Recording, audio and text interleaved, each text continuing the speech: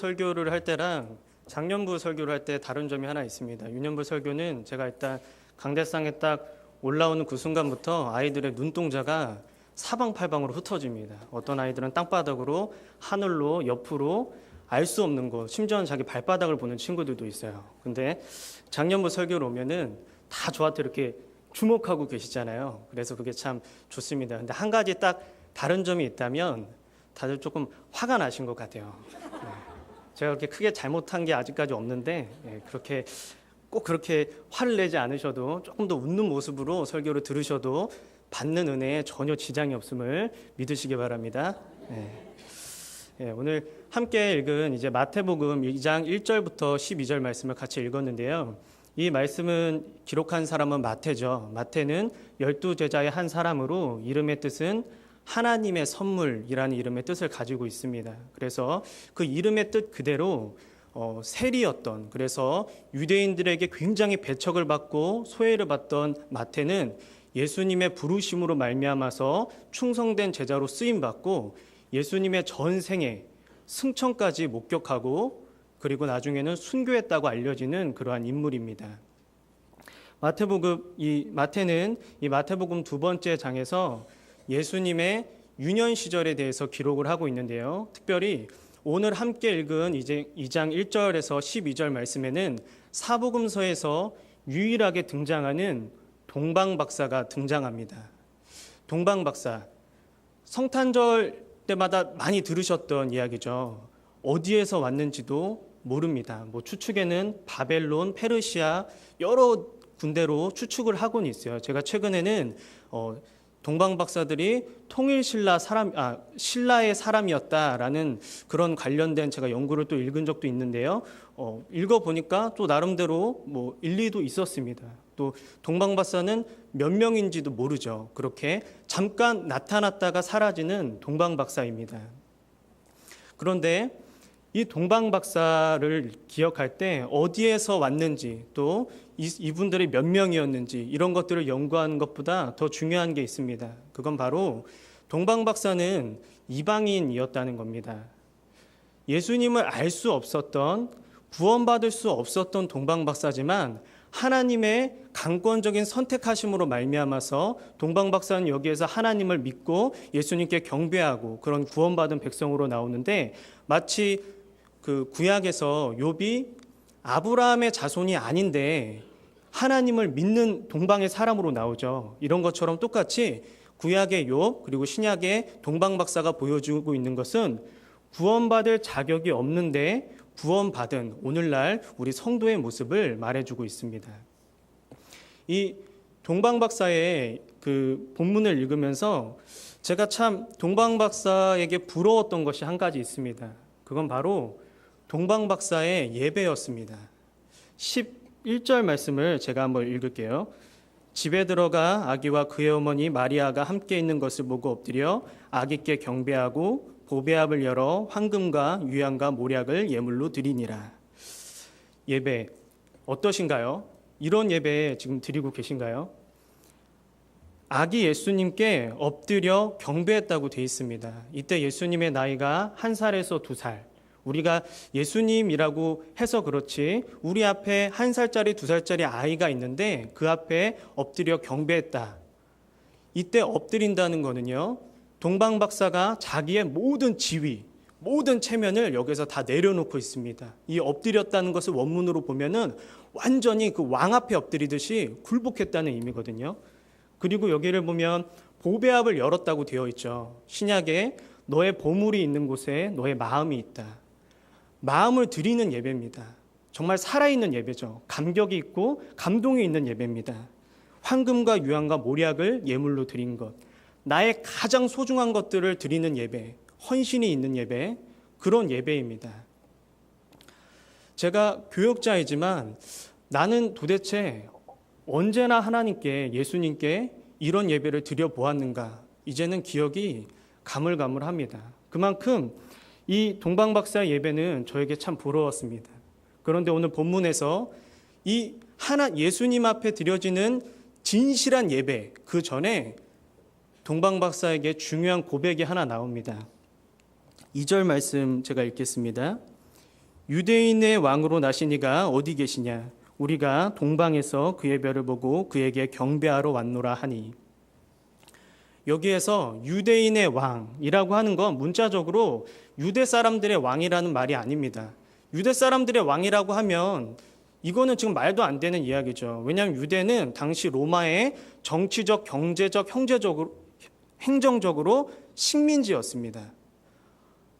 남의 나라 왕한테 경배하는 것도 모자라서 식민지의 왕한테 와서 경배할 필요가 뭐가 있나요? 와서 경배를 한다고 해서 잘 보일 필요도 없을 뿐만 아니라 복을 받을 수도 없습니다.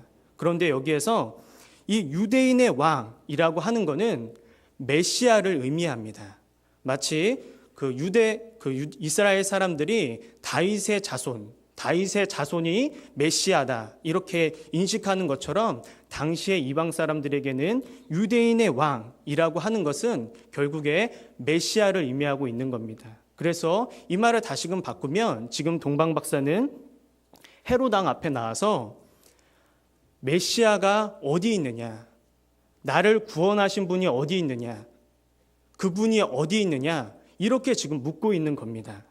그리고 보시면 뒤에 그에게 경배하러 왔노라 하니, 다른 이유는 아무것도 없습니다. 나를 구원하신 예수님께 내가 예배드리러 왔다. 이렇게 기록이 되어 있죠. 혹시 예배를 나오시면서 기대감이 많이 사라지진 않으셨나요? 수요 예배, 새벽 예배, 금요 기도회 수많은 예배를 나오면서 어느 순간부터 예배의 감격이 없어지고 감동이 없어지진 않으셨나요? 사실 예배의 감동만 회복되면 신앙생활에는 어려운 게 없습니다. 그런데 예배의 어느 순간부터 예배의 감격과 감동이 없어졌다면 그 다음부터 신앙생활만큼 힘든 건 없죠. 신앙생활만큼 지루한 것도 없습니다. 마치 부모님의 은혜를 우리가 쉽게 잊고 사는 이유가 뭔가요?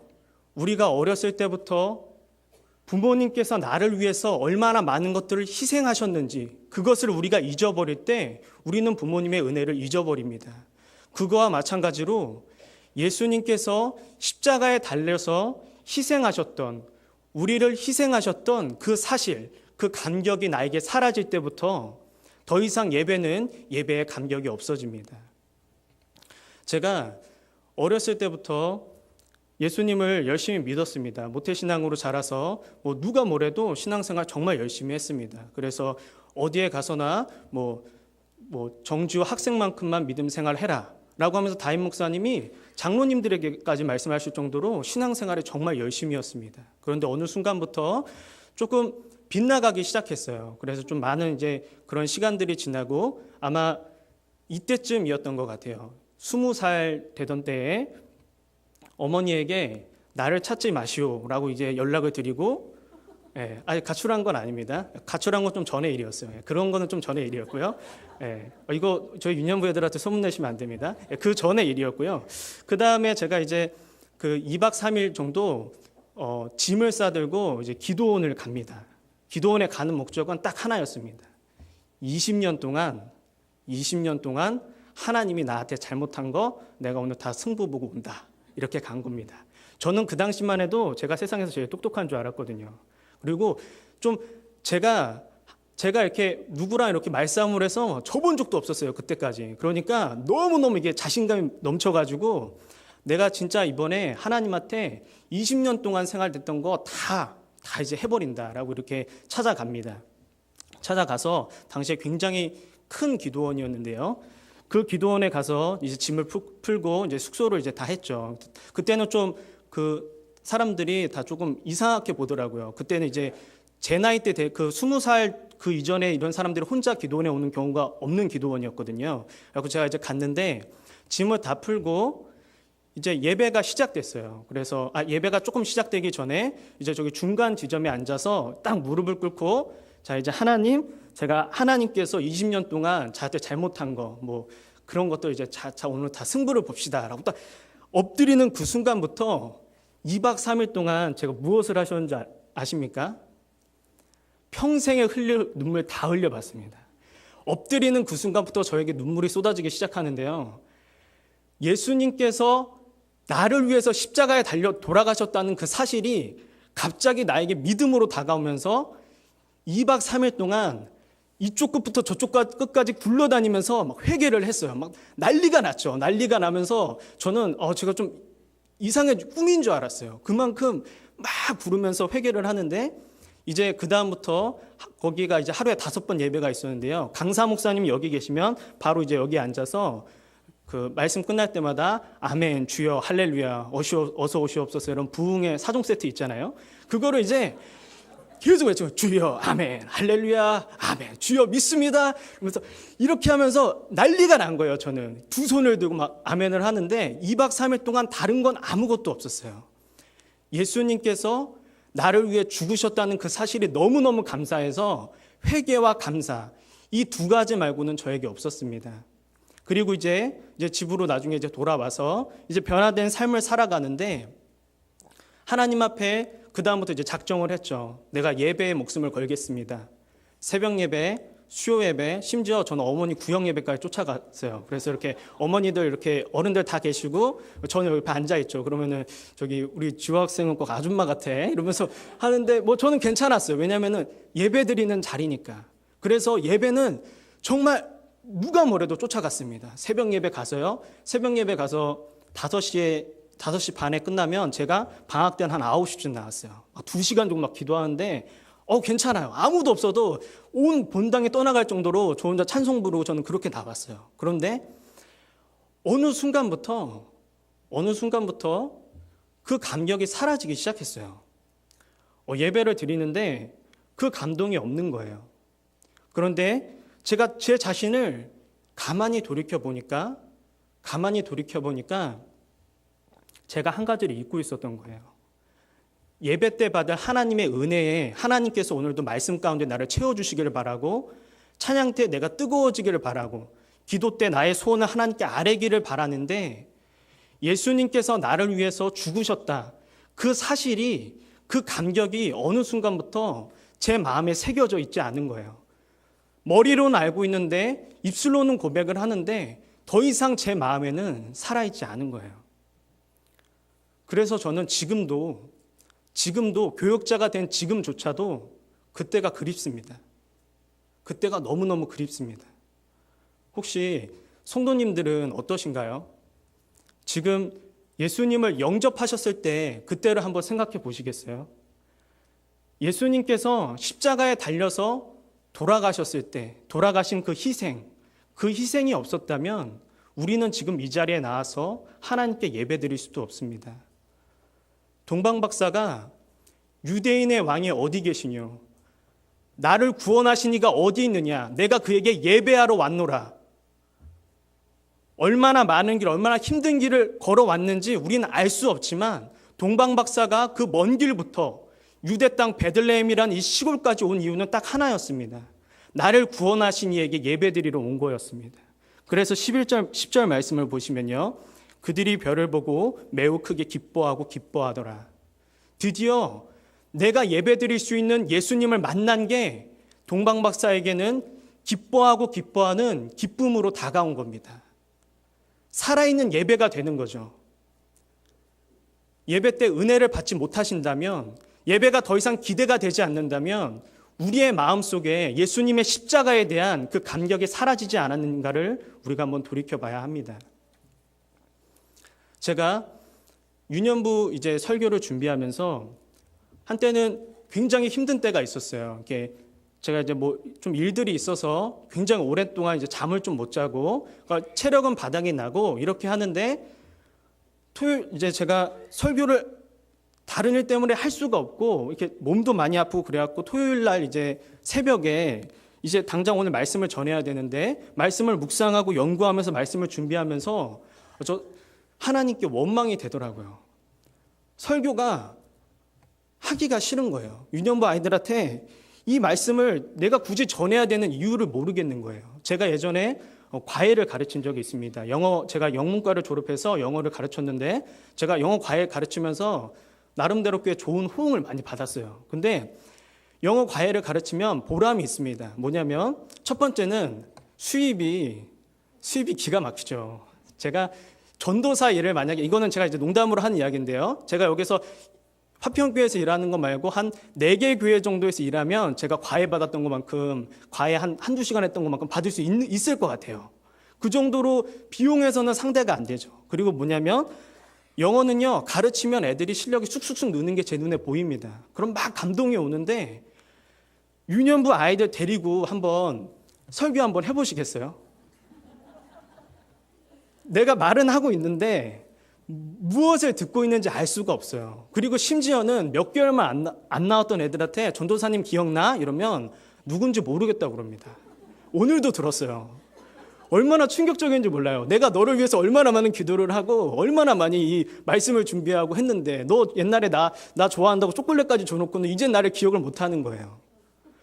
내가 굳이 왜 애들한테 설교를 해야 합니까?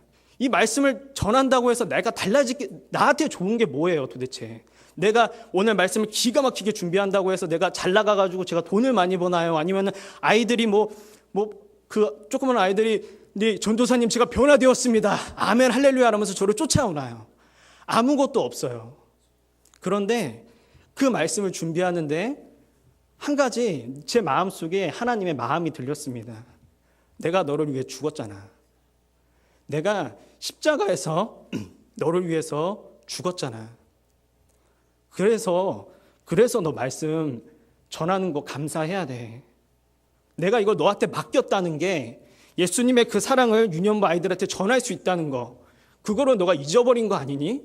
제가 이 말씀 앞에 얼마나 하나님 앞에 죄송했는지 모릅니다. 그리고 다시금 제가 정신을 번뜩 차리고 설교를 준비해서, 그리고 유년부 설교 좀 잘했습니다 그날은. 저 혼자 느끼기게요. 자, 이제 설교를 마치려고 합니다. 오늘 저는 어려운 이야기를 드린 것도 아니고 긴 이야기를 드린 것도 아닙니다. 다만 한 가지, 오늘 이 시간 예배드리러 나오셨을 때, 그리고 이제 삶으로 돌아가셔서 하나님 앞에 삶 가운데 예배 드리실 때 다른 것 좀 잠깐만 제쳐두고 내 문제, 근심, 걱정 잠깐만 다 내려놓고 예수님께서 나를 위해 죽으셨다는 그 십자가의 감격에 회복되어진 예배를 드리시기를, 그러한 삶을 사시기를 간절히 소망합니다.